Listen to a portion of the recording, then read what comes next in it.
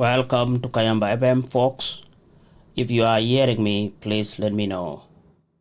I'm live from the city of Perth, and we are coming live with our normal Saturday programs from the FPD Institutes, where we title it Know Your Experts. We have been discussing the Jonglei canals, and today we will continue with the series. We will not have a long program today, as I have just been made aware. I wasn't aware of what is occurring for an unfortunate events that happened within the city of Perth to the Sudanese community a few months back. So we'll make it short, but tune in and we will continue to discuss the merits, the economic value of preserving the Sudd Wetlands, as well as some of the engineering work being done on the Jonglei and particularly on the River Niles. So folks, tune in and listen to Kayamba FM as we prepare ourselves to bring you these particular informative topics. As I mentioned earlier at some stage, we at FPD Institutes are experts in our various disciplines, and many of us have different experiences, so we are multidisciplinary. So let me know if you are hearing me clearly, and if there is an issue, I'm more than happy to address. But listen to our information at this particular moment. Agencies in the world. We work with our partners to ensure that you get only the most up-to-date research on what matters most to you and our beloved country, South Sudan. Listen to Kayamba FM with episodes every Saturday at 11 a.m. Australian Eastern Standard Time, 9 p.m. US Eastern Daylight Time, 3 a.m. Central Africa Time, and if you miss our live simulcast, you can always get it on our 24-hour rolling program on Duffico Media page or FPD Institute, or go to zeno.fm and search for Kayamba. Thank you for tuning in, and get ready for the soul-soothing gospel music. All right. Yes, we are 24-hour online radio programs.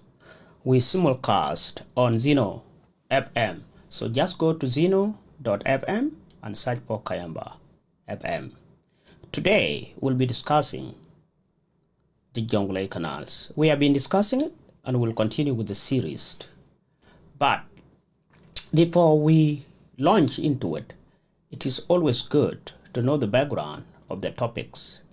I will bring on board some few other experts who will participate in the discussion, but we are setting ourselves up.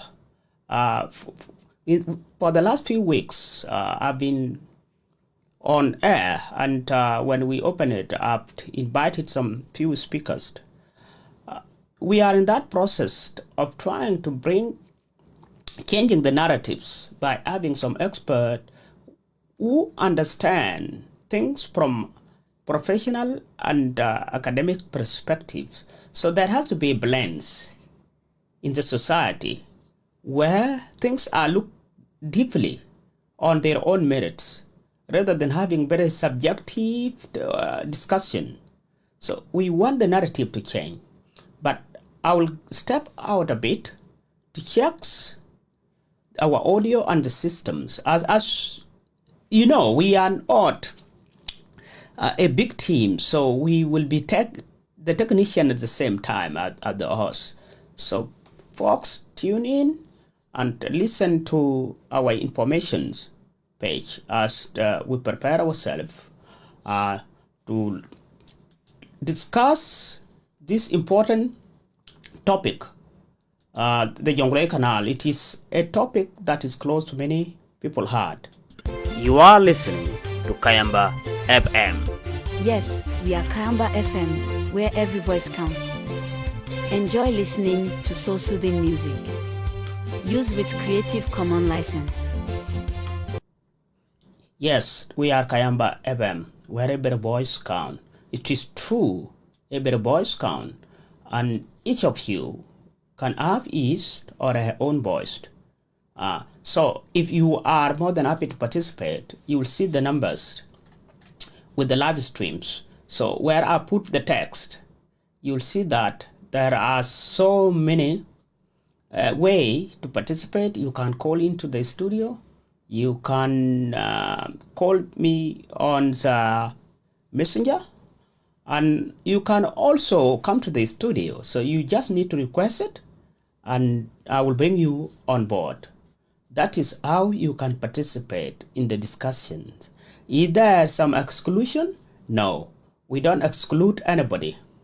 We are a platform where we bring in experts with open mind, people who can dissect issues in very impartial but informative way. It has to be factual.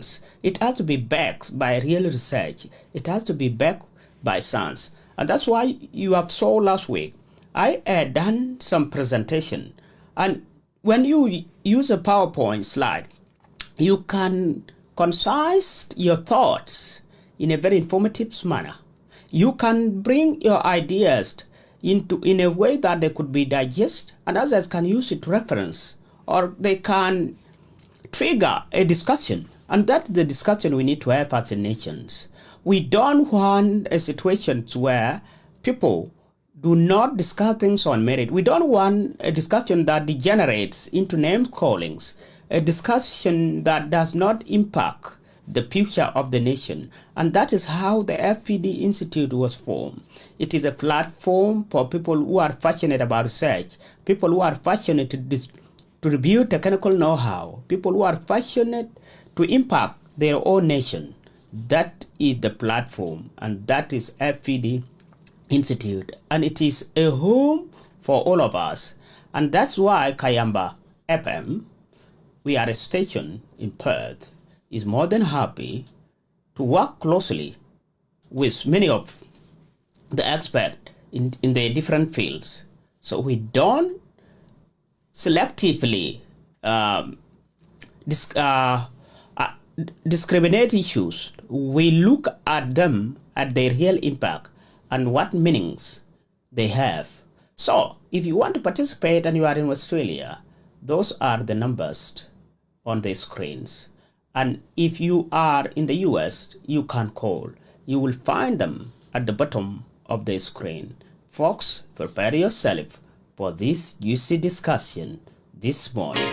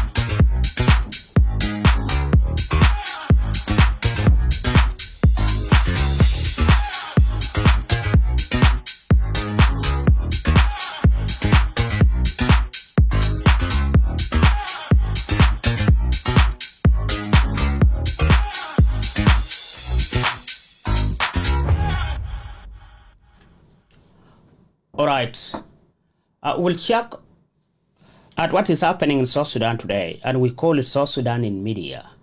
So do you know what is happening in our nation today? And if you know, you can let me know. For the last 7 days, a lot of things have happened in the Republic of South Sudan. But let's go to FPD Institute page and see what is happening. Let's find out what is happening in South Sudan. South Sudan have gone through difficult times and is still going through difficult times. Suffering has not ended. To others, it has worsened. To others, that's relative peace, as they said. To others, it is actually worse. To others, it is a cup that is half full, and others see it as a half empty cups. It depends how you see the status of what is happening in our nation. But before I show you what is happening, please share the video. Let others learn. I know sometimes when being factual, things are not as interesting as those discussions where people are just yapping. We don't yaps, we bring facts. So let's find out what is happening in South Sudan today. But remember, our discussion point is about Sudd Wetlands and why it should be preserved. Or in other words, why do we need JONGLEI Canal and why we don't need it? To me, we don't need JONGLEI Canal. It's not in the best interest of the nation of South Sudan. Simple as that. There's no more to add to it. We have been discussing it, but we'll look at it shortly. But if you understand the background and the historical context of it, then it will make you to have an informed discussions. So at Kayamba and online radio stations, we try to constrain our discussion within the parameters of what we know and what we can substantiate and what we can prove scientifically, or at least what we have gathered some literature that will back up our argument. So if you think you can assist in helping your brothers and your fellow citizens in furthering the discussions on the important matters of the nation building, then you are more than welcome. We will sometime reach out to some of you to invite some individuals to join the platform and participate and share. In the past, we have hosted a couple of our colleagues at universities who are within the academia, and we'll be having a couple of our colleagues within the industry as well.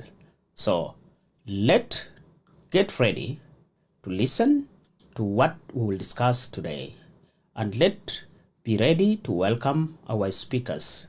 You are listening to Kayamba FM. Yes, we are Kayamba FM, where every voice counts. Enjoy listening to soul soothing music. Used with Creative Commons license. Yes, it is Kayamba FM, folks. Alright, folks, let's continue with the discussion. I mentioned before that we are looking at JONGLEI Canal, and last week we have discussed the merits, the value of the Sudd Wetlands.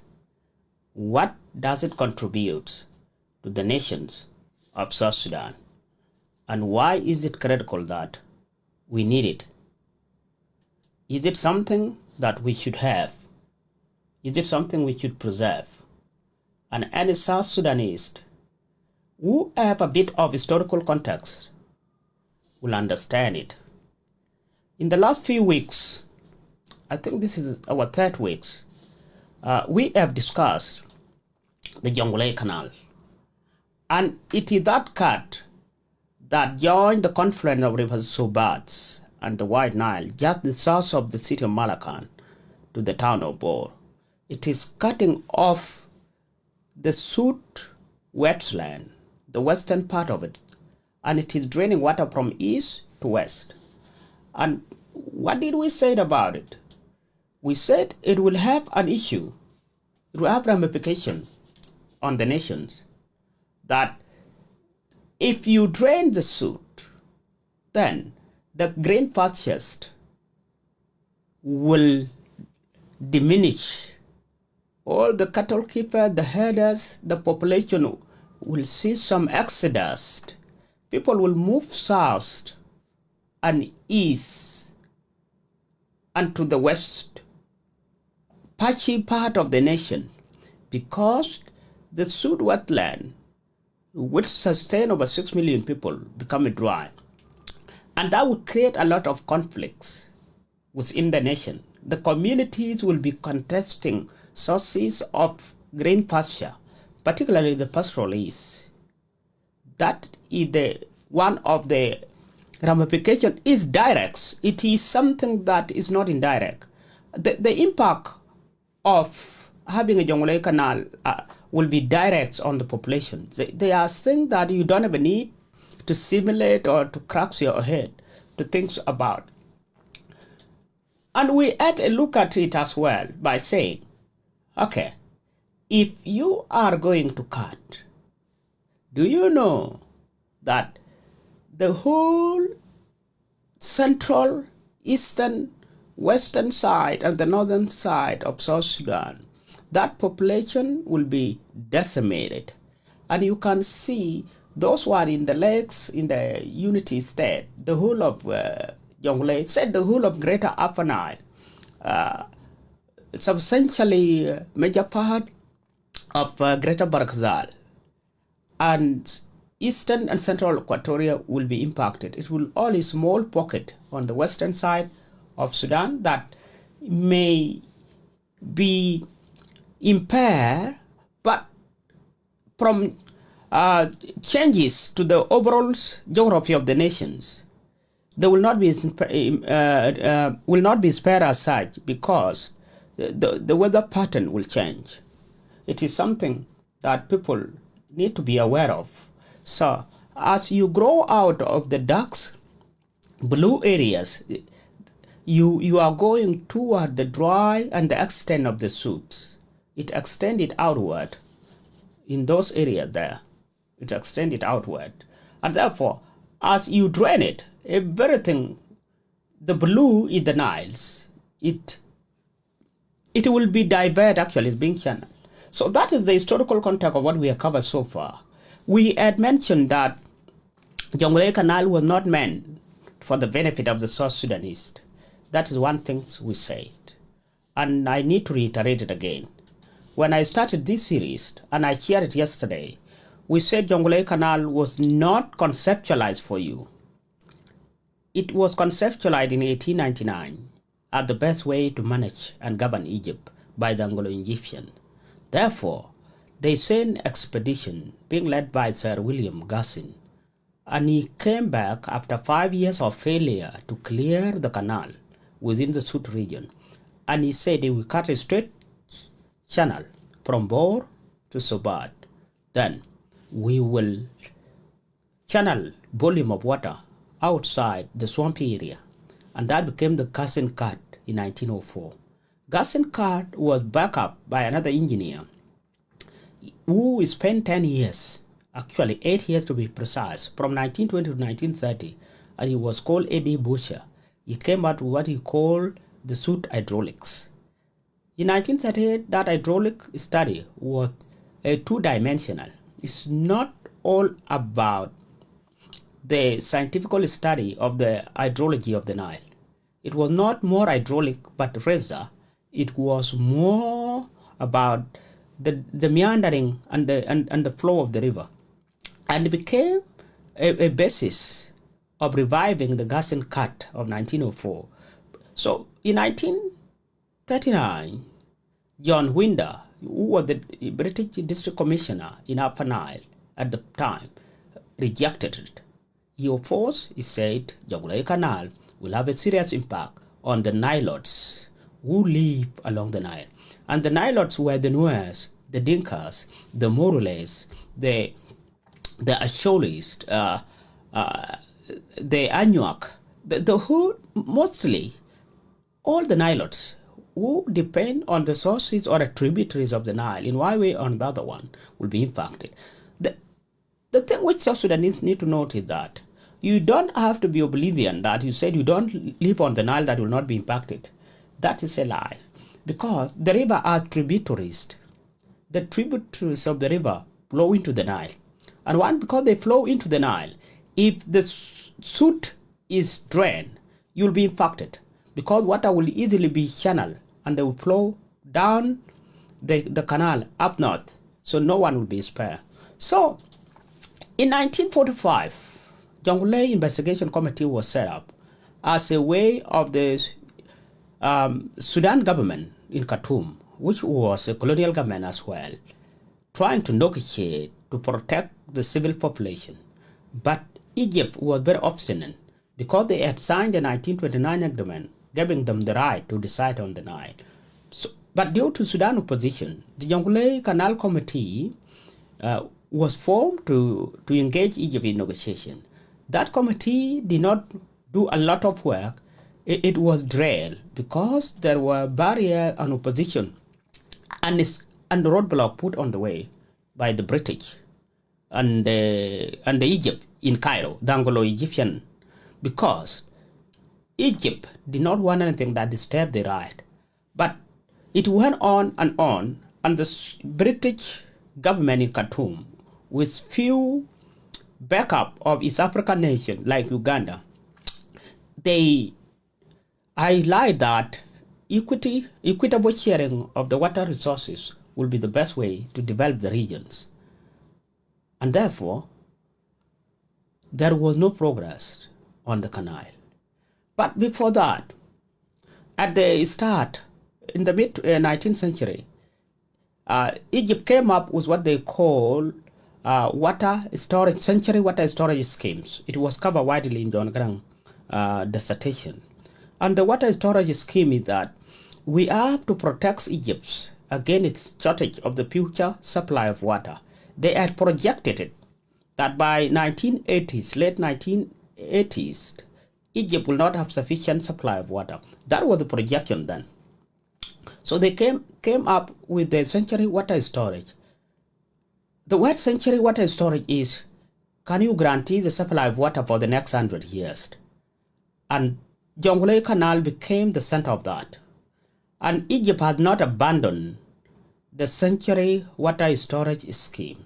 When Egypt look at the Nile, they don't just look at it in terms of 1 year, 2 years, 3 years. They look at it in terms of hundreds of years. So JONGLEI Canal is in the center of the century water storage scheme. It is a scheme that dates back 100 years now. It started in 1920s, and people wrote about it. So in 1959, Egypt wanted to push forward the JONGLEI Canal. But because there was resistance in Egypt, Sudan had just gained its independence in 1956. And the new government had put Sudan in the center of supplying agricultural products to the Middle East. And Sudan positioned itself as the breadbasket of the Middle East. That is what they did in 1959. So they saw an argument giving Sudan the share of water. So the JONGLEI Investigation Committee, which was to look at the real impact of the canal, the role was changed and they start talking about the compensation. I think you are seeing the difference. The JONGLEI Investigation Committee, which was formed in 1945 by the British Anglo-Egyptian government or Anglo-Egyptian condominiums in Sudan. The condominiums, which was in Khartoum, was more genuine about the real impact, and they formed a committee, but that the work of the committee was stalled. So, in 1959, when the new ruling elites in Khartoum came into power, they agreed with Egypt, amending the 1929 agreement, giving Sudan some share of the Nile of water. And the role of the JONGLEI Investigation Committee was changed. Instead of talking about the real impact, they start talking about the compensation. Two different things. When you are talking of the impact and talking about the compensation, first you need to know the impact before you start talking about compensating somebody. So what is missing here? The real impact of JONGLEI Canal has never been studied. And it is not in the interest of Egypt to study them. That's what you need to know. Okay?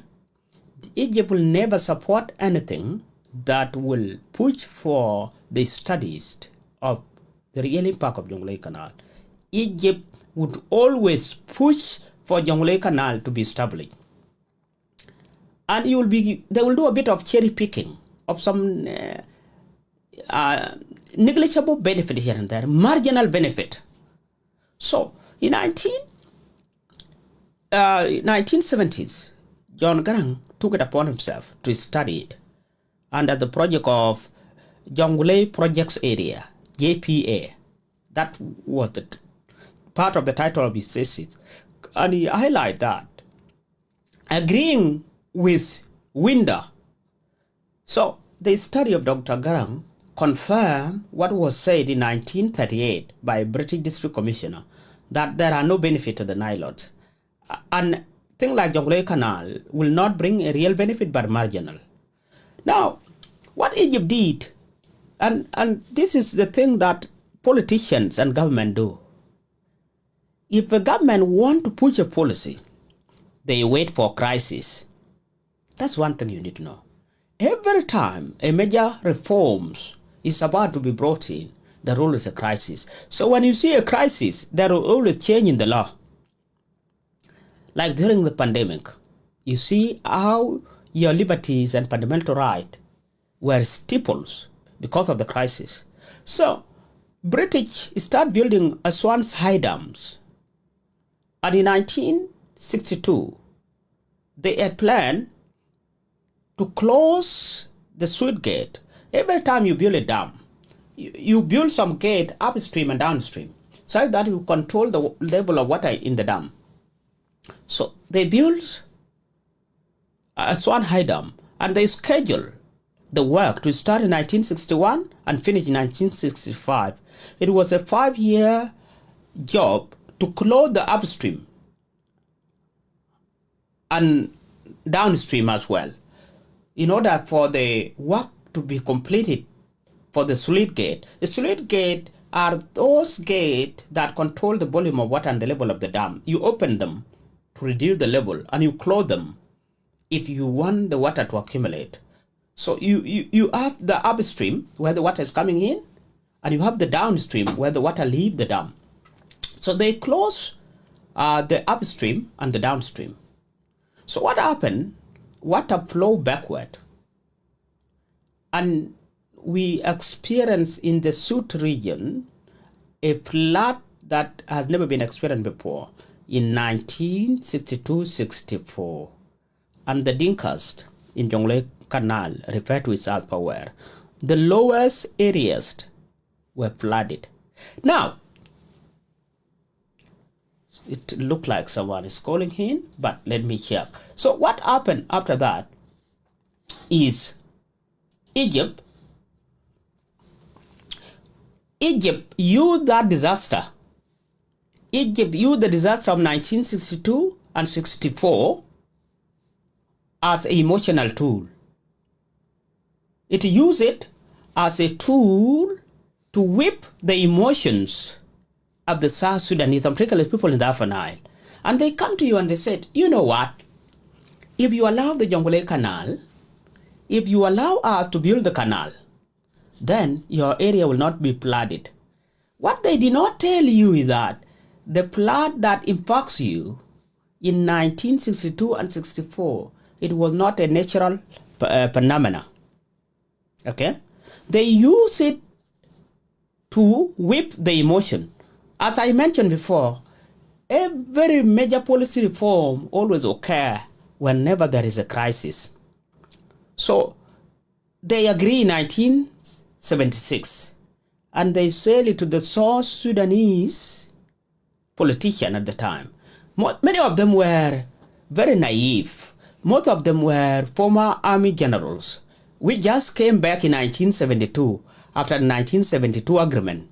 So many of them were generals. Some of them were very desperate to have a bit of power. Some of them were very desperate to have favors from the government in Khartoum. So they did not resist it at all. What they actually did, they embraced the Jonglei Canal. There were few politicians who opposed it, not because they did like it, but they see it as a political opportunity to articulate and to have a mass support. The only people who opposed it genuinely were the students at the time. The university student opposed it at the time, and they articulate that this thing. Hold on a minute.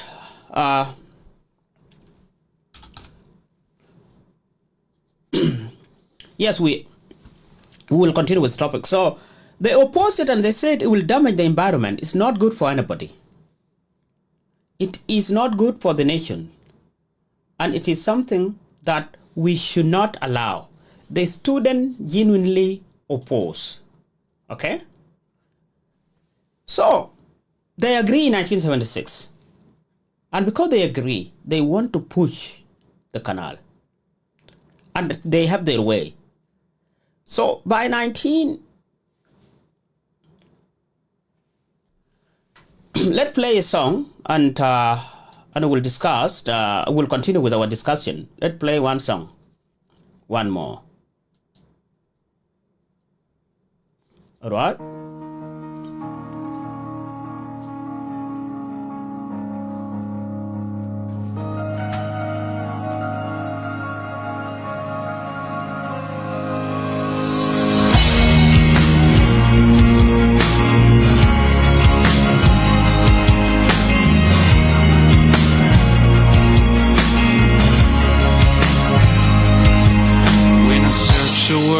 From the very start, I searched for things that could fill my heart.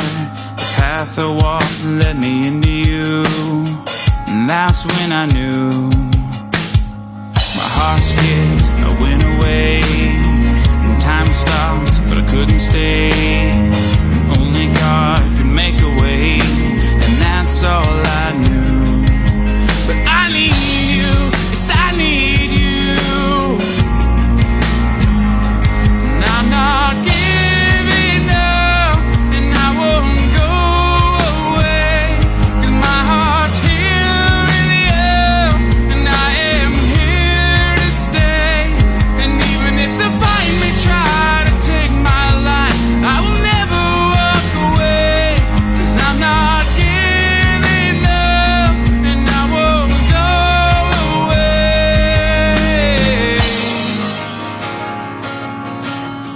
I won't go away.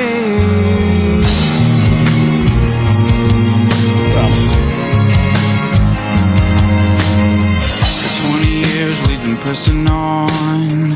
The light vanished and the dream is gone. This time fighting has been way too long, but I thought I knew that. My heart skipped when I heard you say, you said I need, but you walked away. And only God could make a way, and that's all I knew. That I need you, yes I need you. Whoa, I'm not giving up, and I won't go away. And my heart's here in you, and I am here to stay. And even if the fight may try to take my life, I will never walk away, 'cause I'm not giving up, and I won't go away. Don't turn your face from me, hold me, just say something, please. Don't give up on us. We can fall back in love. Fight for me, heal with me, lead me, don't leave me. God make this love new again.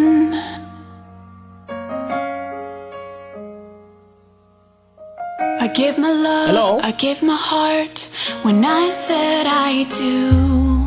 Yes, we are I'm not live. giving up, That's what I meant. go away.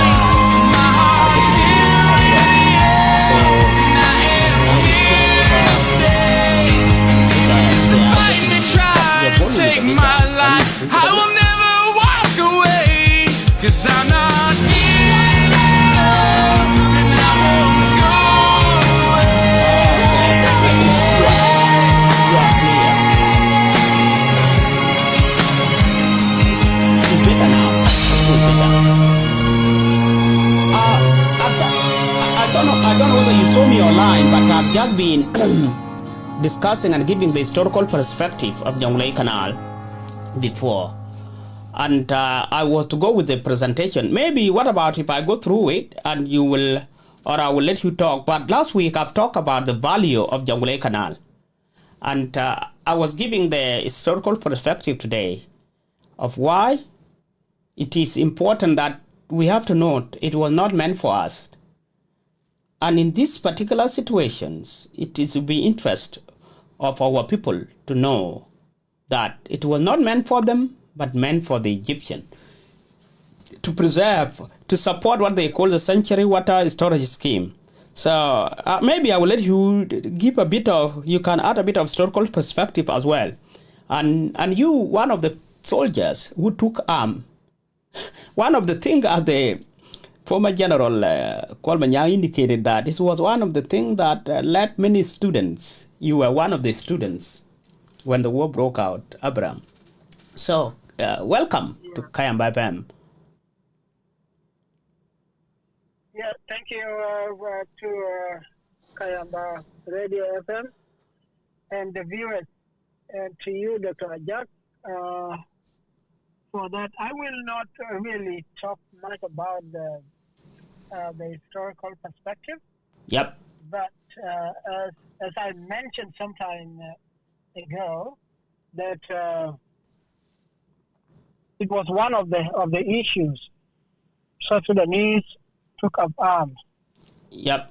And I say that it was affecting individuals based on the way of their living. For example, the rural community.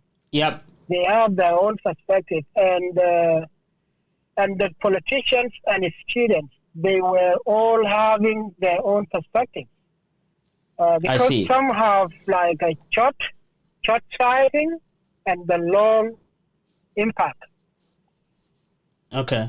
So, as you put it, it was really not meant for us. It was an agreement between Egyptians and British. Yep. To speed up water, and also it will not make fish to be stable, since the water would be running fast.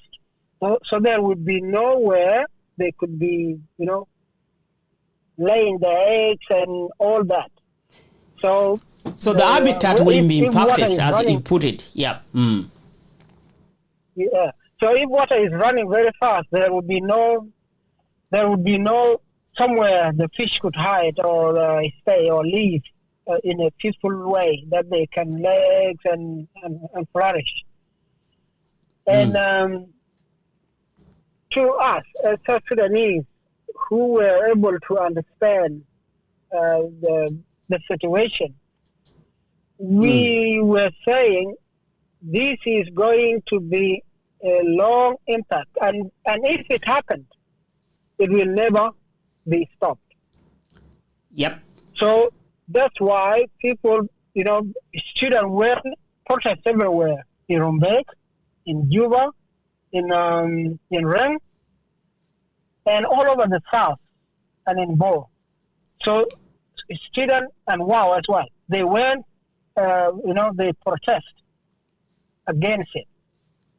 But because there were several protests in the cities, as put by one of the former student, who was a student as well at the time, Professor Jonah Cage, that there were, is one of the things that he mentioned, he protest, and he would continue to protest if it is allowed. Yeah. So that was the situation. Mm. Yeah. So there was no other way or any other means, because the Southerners politicians were having no voice at all to divert anything that was agreed between Egypt and colonial power, which is the British. Mm. And the North Sudan was, or the Sudan in general, was under the wing of Anglo-Egyptian condominium. So there was no any way that they can stop it. So the only means to stop it was to take up arms and fight, because that would be the only language the enemy would understand. And because I call them enemy, because they are enemy of the people. When you are taking away resources from the owners, then you are enemy. Absolutely. the people. So we consider that they are enemy of our people. And to come back to, in terms of economical terms and benefits, whatever we have in a country could be categorized into either asset or resource. So such a project can be considered as an asset. Absolutely. But if you look at Canal Jonglei, when you have an asset works for you. So if you look at Canal Jonglei, how will we benefit from it? That's a good question. Which means, in other way, it is not our asset, but Egyptian asset. Yeah. So, in that way, as South Sudanese, at the moment, as asset is in our hand and it is in our control, and we understand it well, we should not let it happen. Because it is economical disaster, it is humanitarian disaster, because we, especially the northern part of Baragazal, the Upper Nile as a whole, and Eastern Lake, if these areas dry up, what will happen to cattle headers? Abraham, just to support, that region in general, I will tell you this. I had calculated, and there is 8 million head of cattle, which directly depend on the suit, and people are seeing on the screen. So continue. Yeah, I just want to reiterate that. Yeah. Thank you for that. Yeah, because what will happen to those cattle and the fisher community that live along the suit or in the middle of the suit itself? Yep. What will happen? That would be a conflict that will never stop, because Absolutely. people will be fighting on that little water left and the little grass land during dry season. So that would create, and I term it a genocidal attempt by the enemies of people of South Sudan. Because if you leave these people in a dry land, if you go back to, if you look at what happened in Iraq, there were 2 rivers in Iraq. Yep. And those 2 rivers were blocked and one was left. One is being littered and there's no fresh water. And the other river that was blocked, both are now lying in the desert. And the community that were there, all gone. Yep. So that will create instability. Ever instability that would never be stopped. True. So to me, Dr. Ajak, yes, I'm getting you. I do understand. There is a frustration of the flooding in the region. But living in a desert is more severe than living over the water. Correct. Because Correct. Just to support your point about the flooding, Abraham, and that was the point which I was discussing before. The thing which people don't understand, the flood which affect our people is not natural. It is happen when either the river is blocked upstream or the gate are open downstream.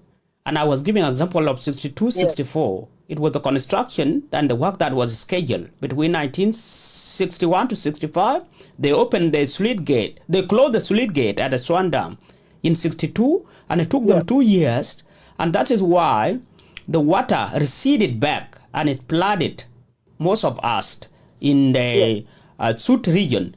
In 1988 or 89 there, I think there was another flood, but there was also a sluice gate that was open in Jinja. In 2019 to 2020, the Ugandan government opened the sluice gate consecutively. There was no El Nino's rain, and it is always unnatural, as we know the pattern in our region, that it cannot flood in 2-3 years in a row. It never happen. It does not happen because it goes with El Nino. So the sluice gates are always open. So it is nothing to do with the suit. It is not natural, right? Yeah. Go on. Yeah, because that is what these, you know, I was about to use their language, but I will not use it because they are our politicians. Okay? These people who are eager and already done to sign the document of, resume the Canal Jonglei, because that is the language they use. They say that the flooding need to be drained away. Okay? And that's why I was saying it, that the water is better to live on water rather than live in a desert. Yep. Because in water, water can, water, chief number of things that we can survive. Even lilies, we can survive on lilies. We can survive on many things in the river other than fish. Yes, true. And if you add fish on top of it, you are in complete diet. Yeah. Okay? So you don't need anything else. But if you are living in a desert, what will you get from there? Nothing. Nothing. Well, the only thing that you will get is death. Yeah. Because you will not cultivate anything. You will need water to drink because our body is about 90-something% of water. So in that sense, Dr. Jack, we South Sudanese, we have to stand against those politicians. Yep. And if they want to do it, they have to convince us. This is how we are going to benefit from this. The only thing that they are claiming is to drain the water out. Yeah. And what else? And that is the thing. Water, people emotion are being whipped. And plot is being used, and that's what I was saying, Abraham.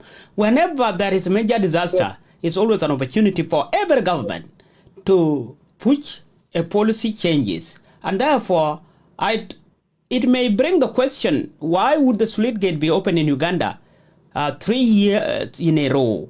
And then the JONGLEI Canal come up. People have to think. I think our people are clever enough to see. Yeah. The only thing that people should look into is that, when things like that happen, Dr. Jack, it always needs a research. Government can sponsor a research project to analyze the EIA, okay? Yep. To analyze EIA, and also to analyze the benefit. And after that, you come out. Why I don't know why our politicians are so secretive. Why do they like to do things in secret? Mean that if you are hiding something that is going to be for your own benefit, then now people will question you. The bad thing now in South Sudan is that because there's no election, people don't go for an election. You just take arm and shoot people, kill number of people, and then you will be begged to come back to government. So that's why even you don't care about people. Yep. Dear viewers, if you want to participate, there are numbers with the comment with the video. It is on FED Institute page, and also share it on my page. So use some of those numbers. They were not working in the past, and I saw Jacob Malitwo to come in, but I think Jacob, if you call on the messenger, it will interrupt the other caller on the line. Maybe try calling on the number. It is with the comment. It is on the bottom of the video. So I'm discussing with Abraham Jongror. For those who don't know him, dear viewers, on the line is Abraham Jongror, and we are discussing about JONGLEI Canal. Last week we looked at the benefit. Maybe I will recap the benefit which I highlight last week's Abraham for our viewers, and okay.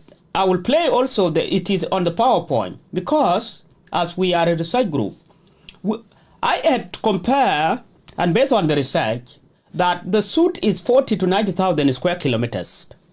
And if you look at the Sudd Wetland, compare to Okavango Delta in Namibia, Sudd is 10 times bigger than Okavango. And Okavango is being considered one of the, let me place this. Okavango is considered one of the best wetland in the southern Africa regions. It is in Namibia. Okavango is in Namibia, actually. So, Botswana, sorry. It is between, it cut across 3 countries. It's from Angola to Namibia and to Botswana. So, Okavango is 10 times smaller. And at the same time, if you compare to Serengeti in Kenya, Sudd is 5 times larger than Serengeti. Okay? And this one are great wetland of economic potential.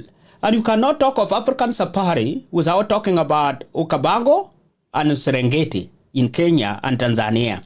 Now, what about Sudd, which is 10 times larger than Okavango Delta and 5 times larger than Serengeti?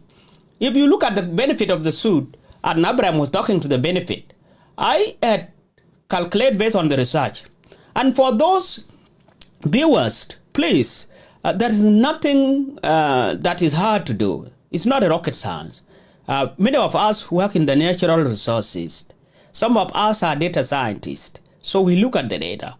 And some of us inform and advise big companies in this nation, here in Australia, in North America.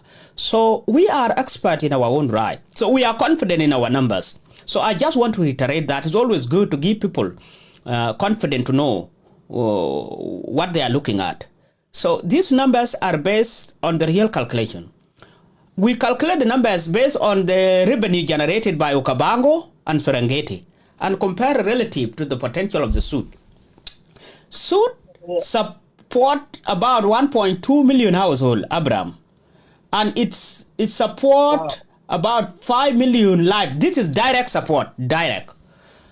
And out of 1.2 million, 1 million households are involved in agriculture. The rest are doing in fisheries and a bit of subsistence farming here and there. And then there is 8 million head of cattle. Now, if you look at the direct value of the Sudd alone, the direct value of the Sudd, you find that tourism potential of the Sudd wetland would be 600 million. This is relative to Serengeti and Okavango in Botswana. That is 600 million a year, right? If you look at the household, the economic activities around the Sudd, and this is talking about the lake, the Unity State, the Upper Nile, the Jonglei, some part of Tergege. That is a direct, okay? Each year the economic activity is what? Hello? Don't forget the Warabi State. Yes, Warabi State, because, you're correct. So the economic activity of the household is 1.8, and these numbers are on the screen, is 1.8 billion or 1.8 billion, okay? And the indirects, which include the groundwater recharge, the carbon sequestration, for those who are too scientific and they care to know, for the wildlife refuge, and for the water purification, that is 184 million. If you add the total value of the suit, it is 2.6 billion a year. That is sitting apart from 1.8 billion and say 2.4 billion. Let's take out the tourism. Let's say 1.8 billion is currently inactive. That is the current value being utilized. The other 784 million, the potential, is not being tapped by the nation. So it is much, if you combine the oil field in Unity State, all the oil field in the Upper Nile, the value of the suit is bigger than the potential of the oil field. And it will go for centuries. Go on. Yes, so that is just the recap. Because there would be nothing to interrupt it. Yeah, absolutely. But the oil can dry up. Yep. Nothing to interrupt it. You are right. You know. Yeah. So really, that is the thing, Dr. Jack. That is the thing that we need to let our communities understand. Yep. The usefulness of that water. It look another person have joined the line. Who is this other brother on the line? I think Jacob. Jacob. This is me. How? Yes. Okay, Jacob. Welcome. I've been discussing with Abraham, and Abraham was in. We have been discussing about the economic value of preserving the Sudd Wetland. It is our series. I want to look at the dredging today, the environmental impact. But seeing two of you are here, let's continue with the discussion on the value of the Sudd Wetland. I have estimated, based on the research actually, and this is a PowerPoint which we will share widely with the public later on. I will be happy to allow the members of the Institute to comment or add, but this PowerPoint is based on the research with a critical citation. We estimate the value of the suit annual revenue generation to be 2.6, and that is the point which Abraham was talking to. Things like fisheries. I have not even added other calculation. The market of the fishery itself was quantified, but I don't have enough data at the moment. But directly, the easy thing to calculate is 2.6 billion. So that is the value. What can you reinstate? Apart from that, I had shown the conflict zone, and it is good that you are here. You are a conflicts and resolutions and management expert, conflict management expert. I had indicated in the PowerPoint, and Abraham has spoken to this, that if you drain the suit, I had drawn on the map on the screen, the only pocket that will be contested by the whole population will be the corners border of Congo. There will be exodus of the pastoralists toward those areas. In fact, it will make the country ungovernable. That's what I was saying. And that's what Abraham was saying. There will be a lot of fight and intercommunal conflict over the pastures and the source of water if you drain the suit. So welcome, Jacob, and feel free to contribute. Yeah, I think what should happen is in such particular situation there should not be any rush, because policies need to be studied and then conducted with clear understanding of what is going to happen. So you cannot change the directions of the flow of the Nile without knowing exactly what will happen and what are the consequences, because the Nile has been there since the creation of the world. So at this point, you cannot just come up and then say, I'm going to change the direction of the Nile or how the water flows through the Nile. It has to be studied thoroughly and very clearly. And so when certain steps are taken, people should know exactly what are going to be the results. And if there are negative consequences, how they can be addressed. But without such plans in place, you cannot just jump in and then assume that everything is going to be okay. Of course, flooding has always been there, so that's the nature of the Nile. So it is not something new, and that cannot be the cause for changing the wetland. The water channel, yes. Yeah, so what needs to happen is there has to be, of course, I read some papers here. There are studies that were in 2018, a paper written by researchers in Cairo University. Yeah. Because they go into all these kind of details. These have nothing to do with the interests of South Sudan. Yeah, yes, Abraham, to interrupt. If you expect an Egyptian doing the study, you would further the interest of Egypt actually, because they don't come to the suit; they study it behind their desk at the downstream, not upstream. They should study the Nile in Egypt, not in South Sudan. So we, the South Sudanese, got to study the Nile in their area and understand exactly what do they need and what they don't need. Because what I Jacob. Water is a resource, and that resource we need to benefit from it. And what we don't need, we can let it go to other people to benefit from it. But we cannot be limited by the interests of other people. Our interest should be the interest of South Sudan should be what limits what we do on the Nile, not the interest of Sudan or Egyptians. No. Well, we don't need to deny them water, but their interest do not override the interest of South Sudanese. So the idea that there is a lot of water is not something bad. Yeah, there is flooding, but we can control that flooding and use that water for what is going to be useful for our people. And how we manage that water is up to us. You know, to add on the point you just mentioned, Jacob, Dr. Deng Makui was trying to study the volume of water. Unfortunately, there is no data in Sudan whatsoever. The data that is available is Egyptian data, but there is no Sudanese data on water at all. You are correct, Abraham. Well, we need to create our own data. So South Sudanese need to create.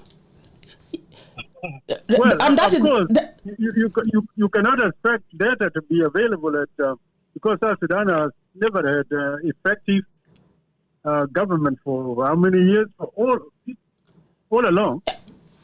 Since 1972, the government in Cuba was limited in what it could do. And then the war came, so nobody kept any data. Correct. And now... So when I was talking about Sudan, I mean the whole Sudan. Well, yeah, and then that's the problem. Sudan, in Khartoum there should have been data, but I believe there are data available in the Ministry of Water Resources in Khartoum. There has to be. Can I bring to the attention of listeners that and what Abraham and Giacomo are talking about is the lack of studies in the nations. And some of our few people in academia and the researchers try that. But gentlemen, if you look at it, and being a researcher as well, and as Abraham correctly mentioned, I was part of the team, and we at Duvico Consulting with Professor McQuay, Ndenga McQuay, Gabriel, Associate Professor Gabriel McQuay. We proposed in 2019 to come up with a lot of feasibility studies on the issue of data. One thing which we realized was there will be historical flow of the data from Jinja, and some were from Malacan and up. The station at Mangalak and in Bor has not been functioning since 1983. Okay, but there is historical flow and the volumes. That one could be sourced.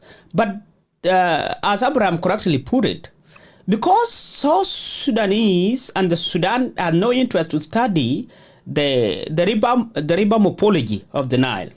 The hydraulic of the Nile, when you read it, they are talking from the downstream, from Khartoum downward to Egypt, and maybe even upstream around Uganda.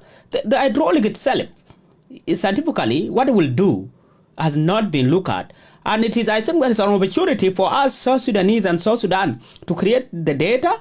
And to do that, I think the people in academia, people like Dr. McQuay, Associate Professor McQuay, who had volunteered to assist the nation, and of course, as part of Dubico Consulting, it was our interest to create that. And of course, we can do it. But until our people know the value, right? And that's why we are here to educate them. It will be very hard for our politicians to take informed decision. So it is a way of the public to ignorance. What do you think, Abraham? And you were among the student demonstrators in 1980s before you joined the war. That is true. Our people are so ignorant, and people are being so blindfolded. I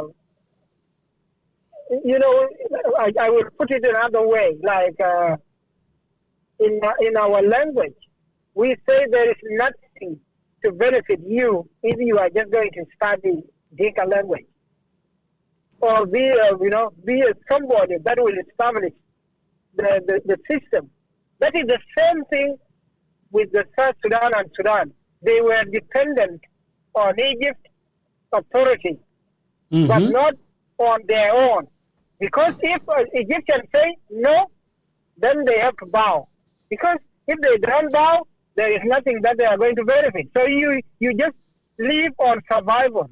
The Sudanese were living on their knees rather than dying on their feet. So the idea here is not ignorance. So I don't think that's not the language we may use. Yeah. But the public. So what is it? This is a matter of policy. Okay. Because the matter of policy, the government understands exactly what does water mean. Yep.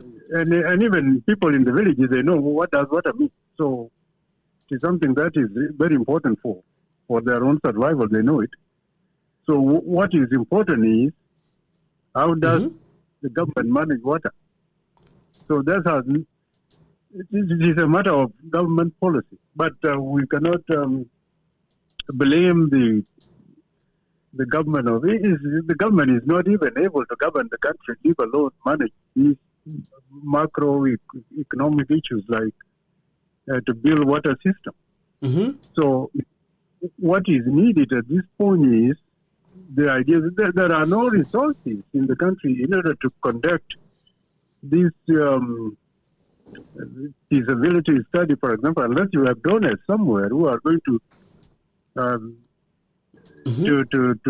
bring in funds to be able to hire experts to study what should South Sudan do, not what should Sudan or Egypt do, but what should South Sudan do. And then South Sudan, with its own understanding of the importance of water, can cooperate with other countries, downstreams or upstream, other countries of Nile Basin. They will come with their own ideas of how water should be managed, and then say, this is how we look at it. And here what our experts have found about water.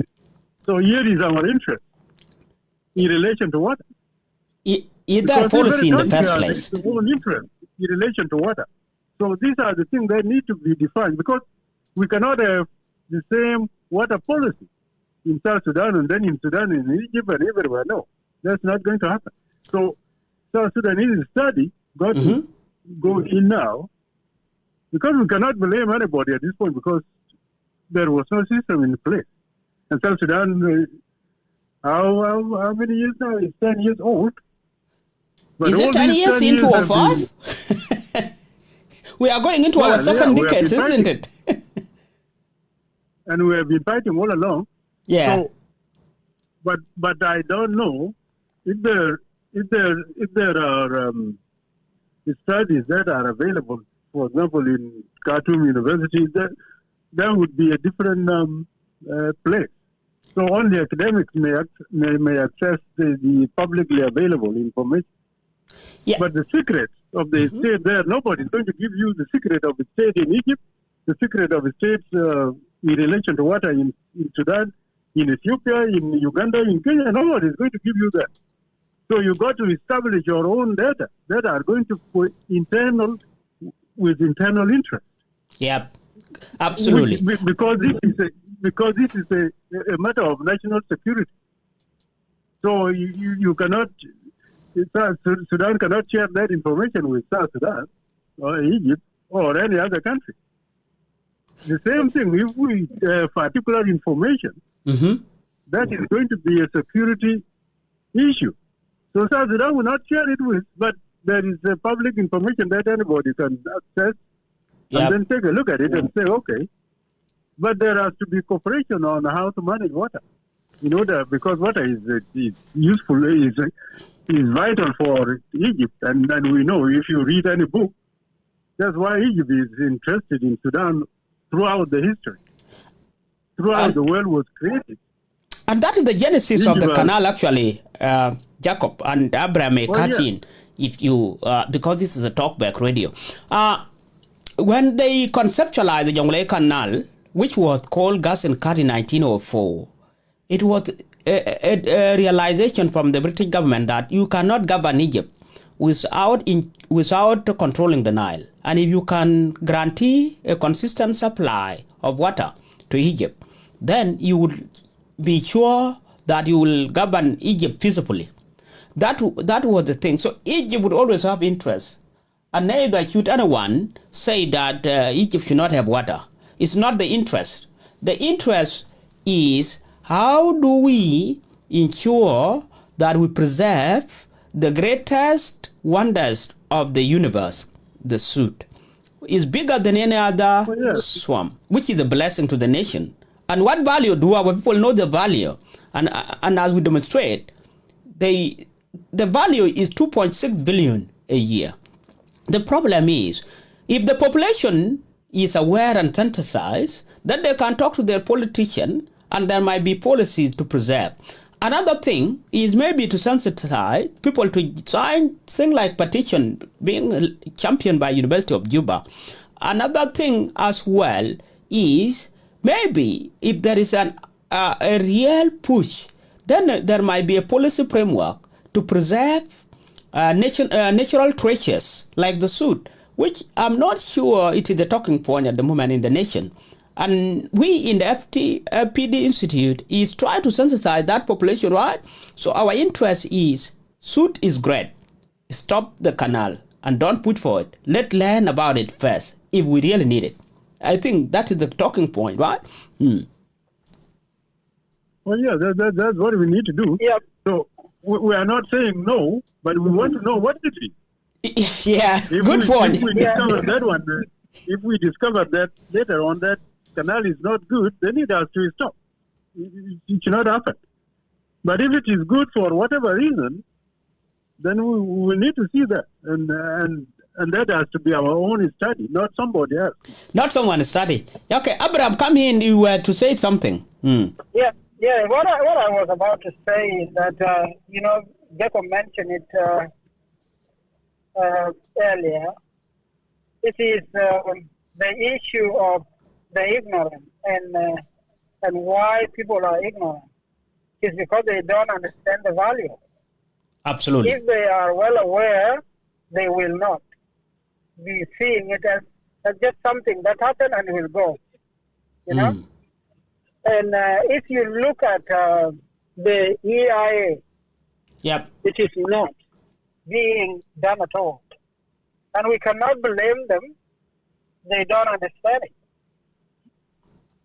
Because the EIA gave you a better understanding as for our viewers, what is EIA? I know you are talking about environmental, but environmental impact management. Yeah, or that environmental impact assessment. Our Okay? viewers, So we just want to let there. you know some of these acronyms are, because people who are in this forum are maybe at the same level, but for those who don't know, Abraham is talking that there has to be environmental impact assessment before we even touch anything along the suit. Go on, Abraham. Yeah. So, because you put it correctly, Jacob, that there are security elements attached to it. Okay? Because that's why Egypt was against Ethiopia. Because they were saying if Ethiopia builds a dam, the Blue Nile water will not, its volume will be reduced. And that will affect the White Nile, River Nile's water flow as well. And that's why they were also against Uganda. Okay? Because they see that if Uganda build dams, the water volume would be reduced. And I think you guys discussed about this 2 weeks ago.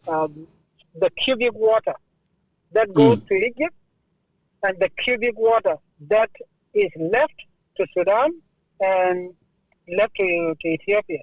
And the one at the end of the tour is the one that trying to control the fruit. Okay. So it's down the stream. Those one who are at the source are having little say based on their 1959 agreement, which gave them total absolute right, right? Yeah. No, that agreement is invalid. It is not working. Because that was done by colonial authorities, so we don't recognize colonialism. So why should we even abide by the agreements that were done by British? That's nonsense. Okay. Yeah. Go on, Abraham. Yeah, just go ahead. No. You were saying you had a thought, but you were saying the one at the end. You see, that is interesting perspective, Abraham. Egypt at the end, at the delta, toward Mediterranean Sea, now is dictating people who are upstream, who have the source, who can even have more say than they are, and is the one dictating the whole region. No, they are using the power that they have because the weak places like weak states like South Sudan, of course, they have very limited voice. They have already destroyed their own power through these kind of internal wars. So internally they are weak. So South Sudan does not have political influence. It does not have economic influence because it has destroyed its own resources. Yep. So Egypt, of course, is a military power in the Middle East, and countries like the U.S. and other global powers have interest in the Middle East. Okay. And so Egypt is using that forum against weak states like South Sudan to intimidate them, saying, well, let the water flow and do this and that. And nobody's going to sit down and say, okay, we are not going to do that. We need to understand what is going on here first. Because the Nile has been there for maybe billions of years. Well, seeing the creations, Dr. Grant put it, is River Gisborne's in the Bible. So for people in communities along the Nile in South Sudan, of course they got to use their share of water properly. And what they don't need us to go, because we have no interest blocking the Nile. That's not what nobody wants that. But there should not be anybody anywhere that has the ability to limit us how to use the Nile. But the Sudd, it has natural power. That natural power, if you change that, the direction of how it functions, then it's going to alter the environment. Yep. And that should not happen. Okay. Because it may cause drought, it may turn that area into desert. Maybe rain will not come again. Yep. All these things nobody knows until we study the impact of draining the Nile or digging or creating any other channels like diverting the flow of water. Yep. Opening up the Jonglei Canal. These things need to be studied properly. And they were part of the war when people were fighting in 1983. The SPLA mentioned that no, the Jonglei Canal should not be dug. And that's why they stopped it, because the purpose was to bring around 4 million Egyptians to come and settle there.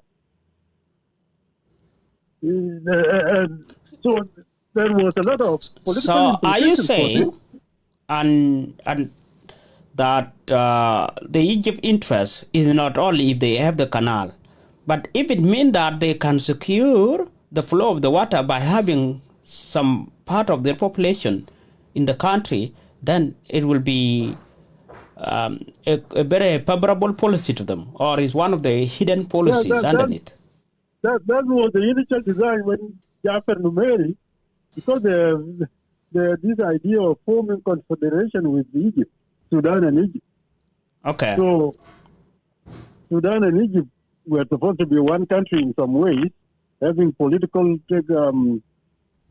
agreement that would create a particular system of confederation in the Sudan. And then, so Egyptians would be free to come and settle in Sudan. So who would stop them come and settle in the south? That was part of it. The idea was to influence the separation, because the insistence of South Sudanese of having autonomy was dangerous to Sudan and Egypt, and that's what is still going on up to this point. And that's what is because of the Nile.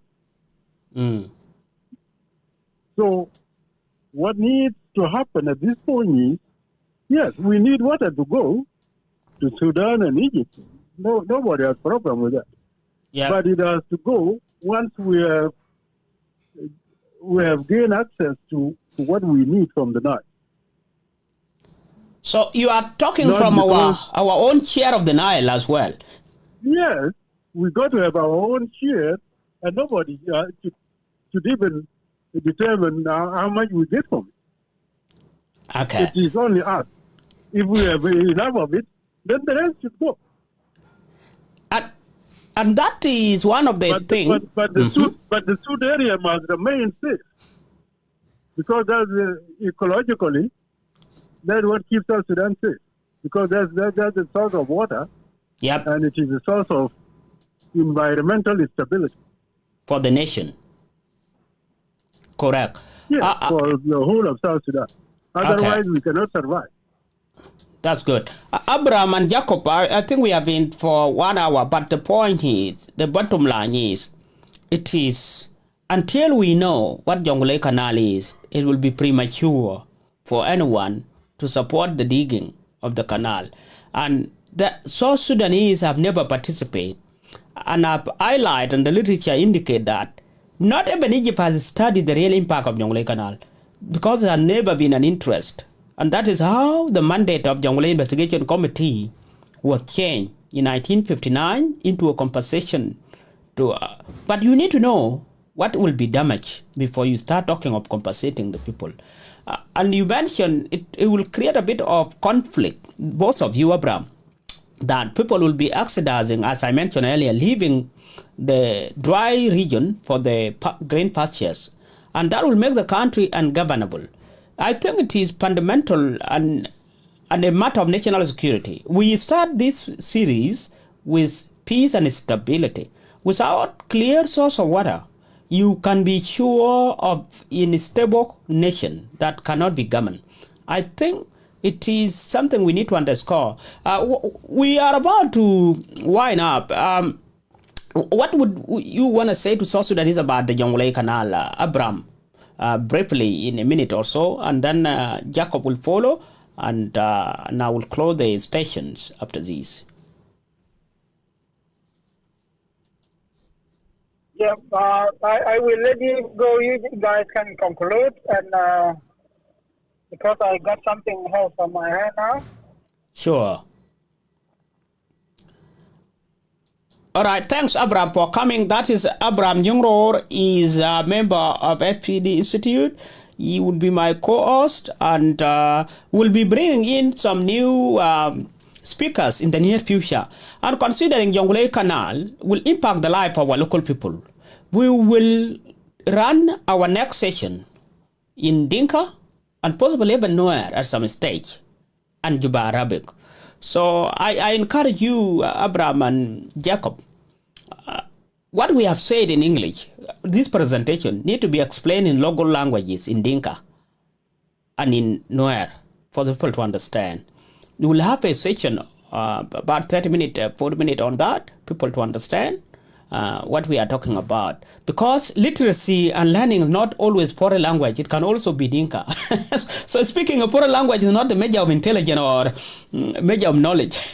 So I just want to let you know that. But we'll chat throughout the weeks to design it. So thanks, Abraham, for coming.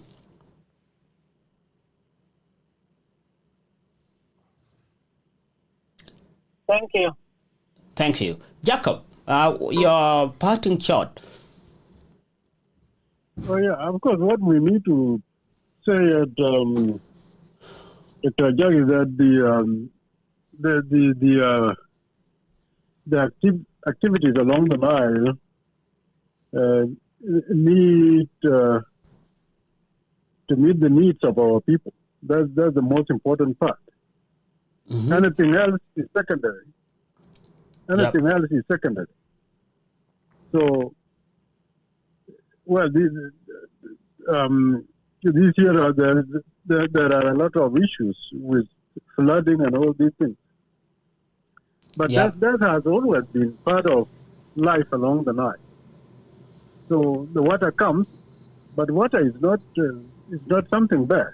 It comes with different things. So what we need to learn is the art of managing water. Yep. So that's how South Sudan should manage water, because water is not something bad. So absolutely, that's all we need to learn how to manage water. But the Sudd, that area needs to remain intact naturally, because it has natural value. You cannot count that in money, because it has been there for billions of years. So if you count that contribution in terms of money, then that's useless. It does not mean anything, because you cannot count it. How many generations that have survived along the Nile? So you cannot estimate that in terms of money, because the economic benefits of the Sudd is so vast to the point that nobody can estimate it with money. So that's why we need to keep it intact and make sure it remains safe and stable for the next generation. So it has to be used properly, and water can flow north. It has been happening for generations. But this aggressive policy that comes with, in order to increase the volume of water going north, is very dangerous, because that's not how nature works. Because you cannot increase the volume of water going north and forget those who are living there, because they also need water. Absolutely. So these are the things that need to be considered properly, because this is a matter of national security for South Sudan. I agree. And so there has to be a particular policy of how to manage water. Because True. water is far more precious than oil and than any other resource. Because nobody will live without water. True. And there's fresh water too. So you can just drink water from the Nile, and that is safe. Yeah. So it's safe for animals, safe for people. So that's water needs to be kept safe, and it has to be managed properly in order not to destroy the livelihood of people if the volume increases. Yep. So these are the things that need to be studied. They need to be studied, and people need to come up with techniques. So we cannot rely on others all the time. Now, Correct. of course, we understand it's going to take time. But South Sudan should begin now. And the thing is, Jacob, not that we lack resource, we have the human resource. I think it is the will. Well, yeah, there's no system in place because the country is very new and it has been in the war all along. So it doesn't matter whether there's somebody who knows anything somewhere. They've got to have infrastructure to be able to work. Yep. So that's important. So they need resources in order to function. So these are the things that they need. Yep. So, and people down the stream should understand that people upstream also need water. You cannot threaten people because of water. That's not going to work. And Absolutely. It cannot work. Absolutely. So I agree. What is required is a matter of cooperation. Yeah. And that's what has been happening all along. Water can flow, but you cannot threaten people with military force. Say, well, if you do this along the line, I'm going to do this. No, that's not going to happen. And this is not going to work. So, but for South Sudan, it's a matter of national security to secure the Nile and to manage water properly for irrigation. So in the dry season, people should use the Nile to irrigate the land, to produce food. And during the rainy season, the water can go north, and then people use the rainwater to cultivate. So all these are things, these are all possibilities. So these things should be studied, but Jonglei Canal needs to stop for now until we know what it is, because we don't know what it is. Yes. Yes, I agree. Thanks, Jacob. I think we were going to have a lengthy discussion on this, but it's not something that is a one-day thing, and we have been going in series. And last week and this week we are talking of the economic value, and you said there is no amount of calculation that estimate, and what we do are just the direct benefit based on the other wetland preserve and what it can do to the nation for those one who have economic interest. So, but for the population, Jonglei Canal is not to their benefit. That is what Jacob is saying, dear viewers, and that is my position as well. We said the South Sudan government and the nation of South Sudan will benefit from the suit much better, and the suit is more valuable than the oil itself. That is our fundamental position based on the literature we have seen and based on the value we know, because we know the land. Sometimes things could be studied, but those who live there know it even much better than the studies. So studies are there to inform the decision, and therefore people on the ground and people who live the area know it better. And then the government policies should be framed. So whatever is happening, it is something that should be concerning to every citizen. And I encourage people to sign the petition by Professor John Akage. It is to preserve the Sudd Wetlands. It is on change.org. So thanks, Jacob. I think we'll bring it to a conclusion, and we will continue to have more. We will check briefly on what is happening in South Sudan today. And we always find it from our page, from Peace FPD Institute webpage. For the viewers who may be of interest to know what is happening, always go to FPD Institute webpage, and you will see that there are a lot of things that are happening in South Sudan, and we call it South Sudan in media. I will share with you, those are the headline. South Sudan in the media. Today, there are a few things that are in the headline. You can see that South Sudan is talking of investing in the renewable of the renewable energy, and talking about the largest oil producer. Liberia, DRC, South Sudan, Chad provide lesson on promoting resilience in Africa. There was a history about the lion, Rwanda, South Sudan, and Kigezi. There was execution style killing emblematic of impunity in South Sudan army. This story was in the 1st of June. Canada, indigenous leaders want Pope to visit more locations. That includes some South Sudanese. South Sudan get first 5-star hotel. So there are a few stories in the media, as you can see. I'm sharing the page, but it's always on our go to the news, and our algorithm pull in all the news outlet and what is being discussed about South Sudan in the media. Anything to do with South Sudan, our machine learning algorithm capture it. You can go to the last 1 week and you see that South Sudan is talking of the election loom, the peace implementation is sluggish, and the DL is a concern that it causes instability. That South Sudan is being encouraged to invest in renewable energies. Of course, there is vast resources natural.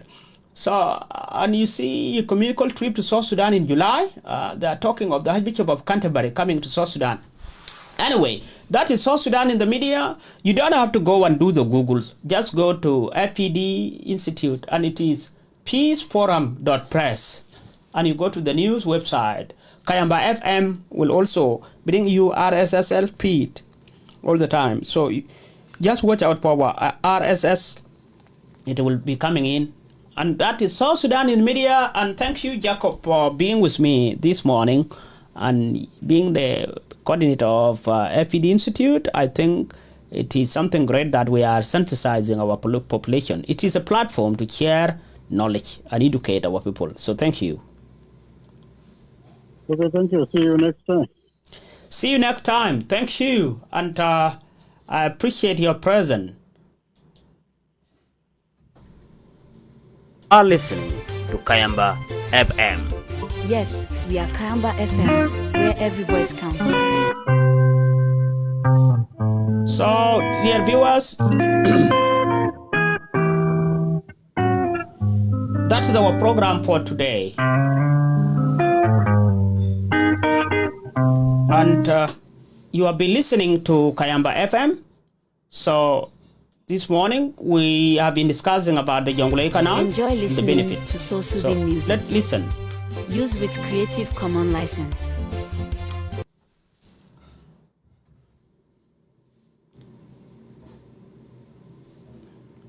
Hello? You are listening to Kayamba FM. Yes, we are Kayamba FM, where every voice counts. Enjoy listening to South Sudan music. Use with Creative Commons license.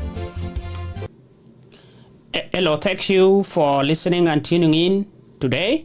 And we have been live at Kayamba FM for the last 1 hour. We will close the station, and please tune in every Saturday to our programs. Kayamba FM is always brought to you from the city of Perth. My name is Jack Duanya Jack. With you this morning was Abraham Jongror and Jacob Jonkuch from McGill University in Canada. And thank you, and please continue to share and follow our page. We are an online radio station where the show is hosted by professionals who endeavor to provide listeners with the latest research and trending topics. We bring to you a daily dose of knowledge in a fast-paced, fun and interactive way. We invite experts from FPD Institute and Dufico Consulting to be behind the microphone so everyone can learn something new every day. true, researchers from FPD Institute breaks down scientifically written journal articles, videos, and podcasts from the best research agencies in the world. We work with our partners to ensure that you get only the most up-to-date research on what matters most to you and our beloved country, South Sudan. Listen to Kiamba FM with episodes every Saturday at 11 a.m. Australian Eastern Standard Time, 9 p.m. US Eastern Daylight Time, 3 a.m. Central Africa Time, and if you miss our live simulcast, you can always get it on our 24-hour rolling program on Duffico Media page or FPD Institute, or go to zeno.fm and search for Kiamba. Thank you for tuning in, and get ready for the soul-soothing gospel music.